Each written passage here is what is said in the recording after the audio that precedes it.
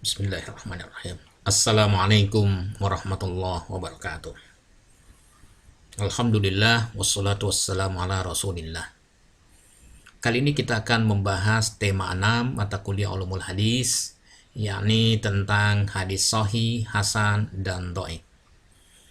Sebelum kita mulai, saya minta kepada para pemirsa untuk fokus terhadap kualifikasi hadis sahih. Karena hadis hasan dan dhaif nanti tinggal mengikut saja. Cuma kita bedakan sedikit saja. Baik, kita akan bahas sahih secara bahasa. Secara bahasa sahih itu artinya benar. Sah atau siha, sehat. Nah, sementara secara istilah, al-hadisus sahih huwa ma rawahu adlun tamud dhabti muttasilus sanad ghairu mu'allalin wala syadz. Hadis sahih adalah hadis yang diriwayatkan oleh periwayat yang adil, sempurna kekuatan hafalannya, bersambung sanadnya, tidak bercacat, dan tidak menyimpang. Kita bahas hal ini lebih lanjut. Hadis sahih ma rawahu adlun, hadis yang diriwayatkan oleh periwayat yang adil. Apa itu adil? Secara bahasa, adil adalah wad'u syai' fi mahallihi, menempatkan sesuatu pada porsinya. Jadi mampu bertindak proporsional, itu adil. Jujur adalah ekspresi dari adil, karena dia mampu bertindak proporsional. Taat bagian dari ekspresi adil. Muslim, dia mampu bertindak proporsional dengan memilih Islam sebagai agamanya.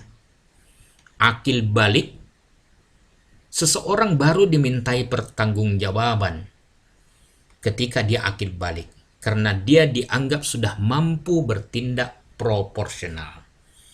Ini makna adil sebagai syarat pertama dari hadis sahih. Yang kedua adalah dobit atau tamud dhabti, sempurna kekuatan hafalannya. Pernah kita dengar satu istilah lagi, yakni sikoh. Sikoh itu artinya kuat, terpercaya. Kenapa seseorang dianggap sikoh? Karena berkumpul dua sifat utama dalam dirinya. Yang pertama adil, kata-katanya bisa dipegangi, dan yang kedua dobit. Profesionalisme di bidang hadis adalah saat seorang murid mampu meriwayatkan hadis dari gurunya sama persis ketika dia menerima hadis itu dari gurunya. Inilah namanya sikoh.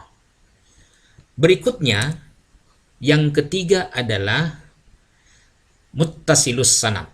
Sanadnya bersambung, ittisalus sanad. Apa makna bersambung? Antara guru dan murid pernah bertemu. Minimal dia sezaman. Periwayatan anak kecil itu sebenarnya ditolak. Ya, kenapa? Karena dia masih kecil, belum balik. Nanti periwayatannya baru diterima manakala dia sudah balik. Nah, tetapi kalau ada periwayat yang mengaku menerima hadis dari gurunya, periwayat ini misalnya lahir tahun 70, sementara gurunya wafat tahun 73, maka riwayatnya ditolak. Kenapa? Karena dia masih berusia 3 tahun. Belum dianggap cakap untuk menerima pelajaran. Lain halnya kalau misalnya anak kecil ini hidup di lingkungan keluarganya. Dia menyampaikan pesan bapaknya, padahal dia waktu itu masih berumur 5 tahun saat bapaknya meninggal dunia. Nah, bisakah diterima periwayatan ini? Untuk meriwayatkan tetap tidak bisa. Tetapi untuk menerima hadis karena dalam lingkup keluarga, maka masih bisa ditolerir. Mungkin dia menerima dari pesan bapaknya melalui ibunya, atau melalui kakaknya, atau melalui maulanya, pembantunya. Nah, ini muttasil. Syarat keempat adalah ghairu mu'allal, tidak bercacat. Apa yang dimaksud dengan tidak bercacat? Misalnya, hadis ini sebenarnya dhaif, karena ada periwayatnya yang lemah. Tetapi periwayat ini disikohkan, dikuatkan oleh periwayat hadis ini. Sehingga hadis yang seperti ini harus ditolak. Karena orang-orang sudah pada tahu tentang kedaifan periwayat ini. Sudah masyhur. Atau misalnya, hadisnya sebenarnya mungqati, tapi dianggap bersambung. Ini namanya bercacat. Ya. Tapi tidak semua cacat ini menggugurkan hadisnya. Karena bisa jadi dia kesalahan jalur. Ini bisa diperbaiki manakala ada jalur pendukung lain yang bisa membuktikan pertemuannya. Yang kelima, ghairu syadin. Tidak syad, tidak bertentangan dengan Al-Quran dan hadis yang diriwayatkan oleh periwayat yang lebih kuat darinya. 5 syarat ini menjadi syarat hadis sahih. Lalu apa yang dimaksud dengan hadis hasan? Seperti yang saya katakan tadi, kalau kita mau mengetahui hadis hasan, kuasai hadis sahih. Karena hadis hasan itu sebenarnya hadis yang memenuhi kualifikasi hadis sahih, kecuali dalam masalah kedobitannya. Khafifud dhabti, kurang begitu kuat hafalannya. Bukan tidak kuat, kalau tidak kuat dia dhaif. Ya, dhaiful hifdi atau sayyi'ul hifdi. Ya, lemah hafalannya. Ini kurang begitu kuat. Saya contohkan, kalau saya kasih soal pada mahasiswa saya, 5 soal. Mahasiswa bisa menjawab 3 soal dengan benar, 2 salah, itu dapat C. Itu masih lumayan, masih bisa diterima, masih bisa lulus. Tapi kalau saya kasih 5 soal, 3 salah atau lebih, maka nilainya D, dhaif, lemah dia. Ya. Nah, ini kan, kalau tidak ada salah, maka dia tamud dhabti. Maka yang membedakan antara hadis sahih dengan hadis hasan sesungguhnya hanya masalah hafalan yang kurang kuat untuk hadis hasan. Tapi lumayan. Nah, itu hadis hasan. Nah, sekarang apa yang dimaksud dengan hadis dhaif?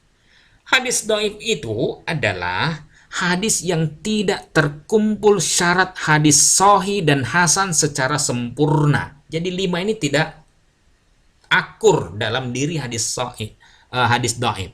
Misalnya, orangnya adil, jujur dia, tapi sayang hafalannya tidak bagus, tidak kuat, maka dia termasuk hadis dhaif. Atau kita balik, orangnya dobit, kuat hafalannya, dia cerdas, tapi masalahnya kejujurannya dipertanyakan, adalahnya dipertanyakan. Ini malah lebih parah lagi, ya, karena ini sudah persoalan akhlak, ya, tidak bisa dipercaya. Mungkin dia suka meriwayatkan hadis palsu, dan orang tidak tahu. Kalau orang cerdas tidak tahu bahwa ini sebenarnya hadis palsu yang dia buat. Orang tidak sadar, maka orang seperti ini langsung masuk dalam kategori dhaif jiddan. Demikian penjelasan tentang hadis sahih, hasan, dan dhaif. Mudah-mudahan kita diberikan kemudahan untuk memahami hadis-hadis Nabi Sallallahu Alaihi Wasallam. Kita akhiri dengan hamdalah walhamdulillahi rabbil alamin. Wassalamualaikum warahmatullahi wabarakatuh.